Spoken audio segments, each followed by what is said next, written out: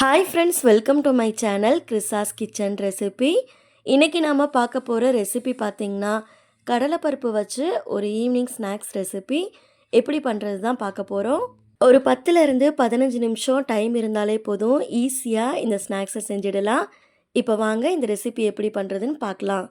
First இந்த recipe பண்ணுறதுக்கு பார்த்திங்கன்னா நான் 1/4 கிலோ கடலைப்பருப்பை 2-3 டைம் நல்லா தண்ணி ஊற்றி அலசினதுக்கப்புறமா 1 மணி நேரம் போல் ஊற வச்சுருக்கேன். இது நல்லா ஊறிடுச்சான்னு பார்க்குறதுக்கு பார்த்தீங்கன்னா கையில் கடலைப்பருப்பை எடுத்து இது மாதிரி நசுக்கி பார்த்தீங்க அப்படின்னாலே தெரியும் நல்லா ஊறி இருக்குன்னு. இப்போது இதில் இருக்க தண்ணி எல்லாத்தையுமே நல்லா வடிகட்டி எடுத்துகிட்டு வந்துடலாம். இதில் கொஞ்சம் கூட தண்ணி இல்லாமல் வடிகட்டி எடுத்துக்கோங்க.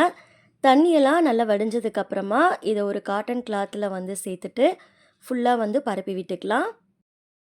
இதை அப்படியே 20லேருந்து 30 நிமிஷத்துக்கு ஃபேன் காற்றுல வச்சுட்டு நல்லா ஈரம் போக உலர்த்திக்கோங்க. இது நல்லா உலரட்டும்.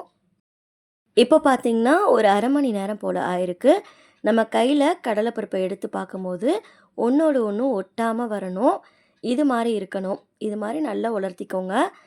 நமக்கு இந்த கடலைப்பருப்பை ஊற வைக்கிற டைமு, அதே சமயத்தில் காய வைக்கிற டைமு இது மட்டும் தான் கொஞ்சம் லேட் ஆகும். நம்ம எண்ணெயில் போட்டு பொரிச்சு எடுக்கிறதெல்லாம் வந்து பார்த்திங்கன்னா டக்குன்னு வந்து செஞ்சிடலாம். அடுத்து இந்த கடலைப்பருப்பை நம்ம எண்ணெயில் போட்டு பொரிச்சு எடுத்துக்கலாம். அதுக்கு ஒரு பேனில் எண்ணெயை சூடுபடுத்திக்கோங்க. எண்ணெய் நல்லா சூடானதுக்கப்புறமா இது மாதிரி அரிக்கரண்டியில் கொஞ்சமாக கடலைப்பருப்பை எடுத்துட்டு எண்ணெயில் அரிக்கரண்டியை வச்சுட்டு 1 நிமிஷத்துக்கு இது மாதிரி அப்பப்போ ஷேக் பண்ணிக்கோங்க. கடலைப்பருப்பு லைட்டாக பொரிஞ்சு வந்ததுக்கப்புறமா அப்படியே எண்ணெயில் விட்டுடலாம். எண்ணெயில் நீங்கள் கடலைப்பருப்பை டேரெக்டாக சேர்க்கும் போது பபிள்ஸ்லாம் நிறைய மேலே எழும்பி வரும். அதனால் இது மாதிரி பொரிச்சிட்டு சேர்த்துக்கோங்க. அடுப்பை மீடியம்லேயே வச்சுட்டு கடலைப்பருப்பை நல்லா பொரிச்சு எடுத்துக்கோங்க. ஹை ஃப்ளேமில் வச்சிங்க அப்படின்னா சீக்கிரமாக கடலைப்பருப்பு கருகிடும். அப்பப்போ இது மாதிரி அரிக்கரண்டி வச்சு நல்லா திருப்பி போட்டுக்கோங்க. அப்போ தான் எல்லா பக்கமும் ஒரே ஈவனாக வெந்து வரும். அடுப்பு மீடியம்லேயே இருக்கட்டும். நல்ல எண்ணெயோட சத்தம்லாம் அடங்கினதுக்கப்புறமா இதை நம்ம வெளியில் எடுத்துடலாம்.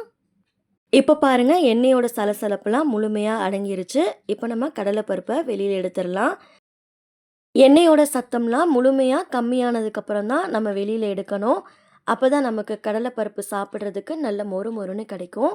இதை எல்லாத்தையும் வெளியில் எடுத்ததுக்கப்புறமா ஒரு பிளேட்டில் டிஷ்யூ பேப்பர் போட்டுட்டு நீங்கள் வச்சுருங்க. அப்போ எக்ஸ்ட்ரா இருக்க எண்ணெயெல்லாம் வந்து இழுத்துடும்.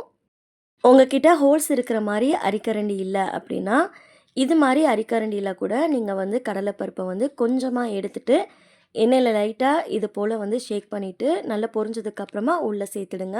உங்களுக்கு நல்ல எக்ஸ்பீரியன்ஸ் இருந்தது அப்படின்னா நீங்கள் டைரெக்டாக கூட கடலைப்பருப்பை அப்படியே வந்து சேர்த்து நல்லா பொரிச்சு எடுத்துக்கலாம்.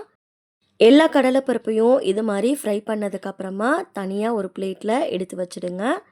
இதை எல்லாத்தையும் பொரிச்சதுக்கப்புறமா கடைசியாக 10 பல் பூண்டை இது மாதிரி இடிச்சிட்டு சேர்த்துக்கோங்க.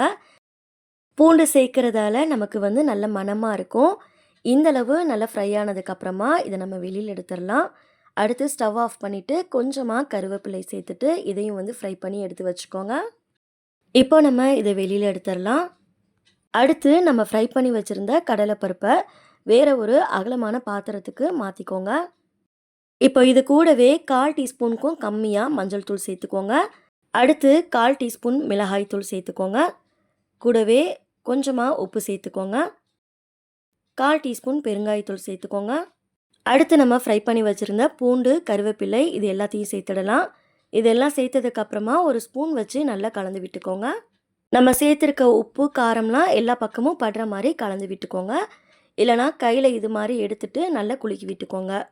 அவ்வளோதான், கடலைப்பருப்பு வச்சு ஒரு ஈவினிங் ஸ்நாக்ஸ் சூப்பராக வந்து ரெடி ஆகிடுச்சு. உங்களுக்கு எப்போல்லாம் வந்து ஸ்நாக்ஸ் வந்து சாப்பிடணும்னு தோணுதோ இது நீங்கள் நிறைய குவான்டிட்டி செஞ்சு வச்சுட்டிங்கன்னா ஒரு 10 நாளைக்கு அப்பப்போ வந்து எடுத்து சாப்பிட்டுக்கலாம். ஏர்டைட் கண்டெய்னரில் போட்டு வச்சுக்கோங்க. அப்போ தான் நல்ல மொறு மொறுன்னு இருக்கும். வீட்டில் ஒரு டைம் செஞ்சு பார்த்துட்டு ரெசிபி எப்படி வந்ததுன்னு மறக்காமல் கமெண்ட்ஸில் ஷேர் பண்ணிக்கோங்க. இந்த ரெசிபி உங்களுக்கு பிடிச்சிருந்ததுன்னா லைக் பண்ணிவிட்டு சேனலை சப்ஸ்கிரைப் பண்ணிக்கோங்க. நெக்ஸ்ட் ஒரு ரெசிபி வீடியோவில் பார்க்கலாம்.